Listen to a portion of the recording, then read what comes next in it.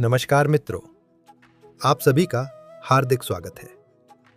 आज हम भगवत गीता के प्रथम अध्याय अर्जुन विषाद योग श्लोक 8 को सरल शब्दों में समझेंगे।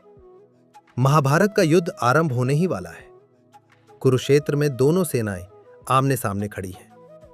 दुर्योधन अपने गुरु द्रोणाचार्य से लगातार बात कर रहा है। पिछले श्लोक में वो अपनी सेना के योद्धाओं की बात करता है और अब श्लोक 8 में वो सबसे पहले जिनका नाम लेता है वे हैं भीष्म पितामह। श्लोक इस प्रकार है।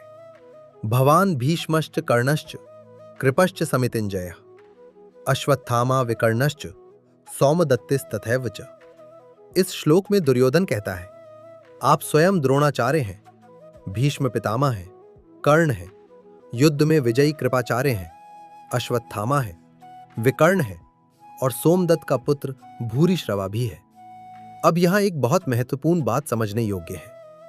दुर्योधन सबसे पहले भीष्म और द्रोणाचार्य का नाम लेता है क्योंकि वे उसकी सेना के सबसे बड़े स्तंभ हैं। लेकिन भीतर ही भीतर दुर्योधन जानता है कि ये दोनों ही मन से पांडवों के पक्ष में हैं। इसलिए वो उनके सामने अपनी सेना की शक्ति को बार बार गिनवाकर उनका मनोबल बनाए रखना चाहता है। यह श्लोक हमें यह दिखाता है कि जब इंसान को अपने पक्ष की निष्ठा पर भी पूरा भरोसा नहीं होता, तब वो नामों और पदों का सहारा लेने लगता है। बाहर से वह साहसी लगता है, लेकिन भीतर से वो डर और असमंजस से भरा होता है। हमारे जीवन में भी ऐसा ही होता है। जब हमें अपने निर्णय पर भरोसा नहीं होता, तो हम दूसरों की स्वीकृति ढूंढते हैं। जब भीतर आत्मविश्वास कम होता है, तो हम बाहरी सहारे गिनाने लगते हैं।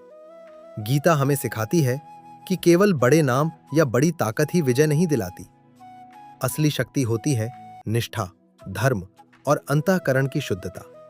यही कारण है कि कौरवों की सेना में इतने महान योद्धा होते हुए भी अंत में विजय पांडवों की होती है।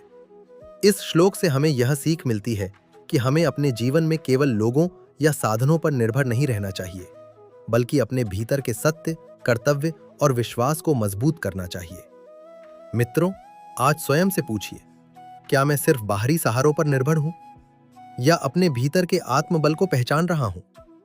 यदि आपको गीता के ये संदेश उपयोगी लगते हैं, तो इस वीडियो को लाइक करें, अपने मित्रों के साथ शेयर करें और ऐसे ही गीता ज्ञान के लिए फॉलो और सब्सक्राइब करना ना भूलें। जय श्री कृष्ण। अगले श्लोक के साथ फिर मिलेंगे।